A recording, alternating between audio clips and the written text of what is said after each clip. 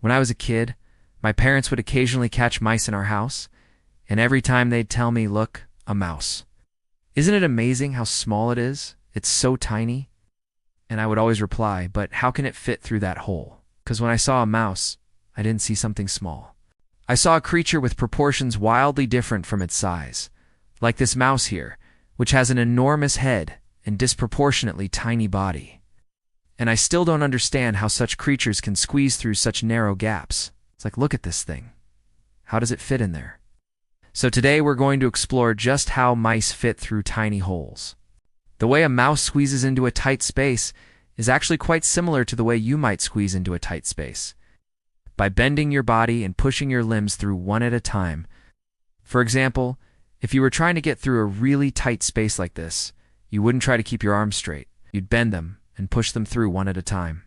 Mice do something similar, but since they're more flexible than us, they can bend their bodies into an S shape and then push their limbs through one at a time. And while you're doing this, you'd probably also want to reduce your overall volume to make fitting through a tight space easier. And mice can do that too.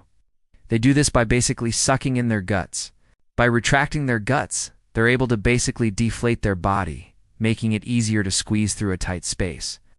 And once they're through the hole, their guts just sort of slowly come back to normal. But wait a second, I hear you say. That still doesn't explain how a mouse can fit through a hole smaller than its head. And you're right.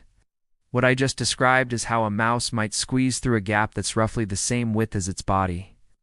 But mice can fit through holes that are significantly smaller than the width of their body, like this hole, which is only about half the width of this mouse's body. And to understand how they do that, we need to consider what a mouse actually consists of.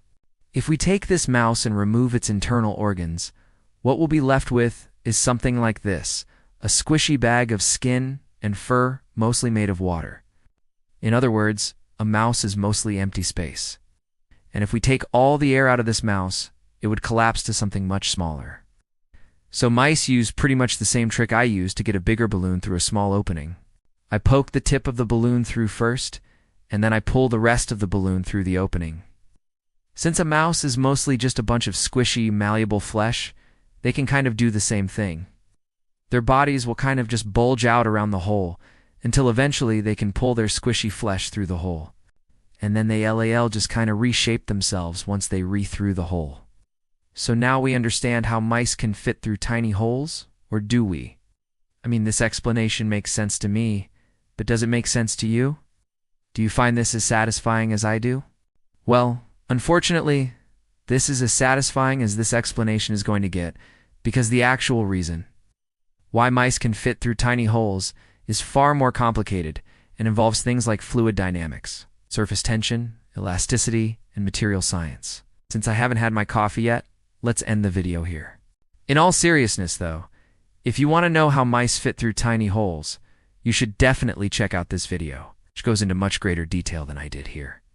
It's a fantastically well-researched video, and it even has a bunch of great animations in it.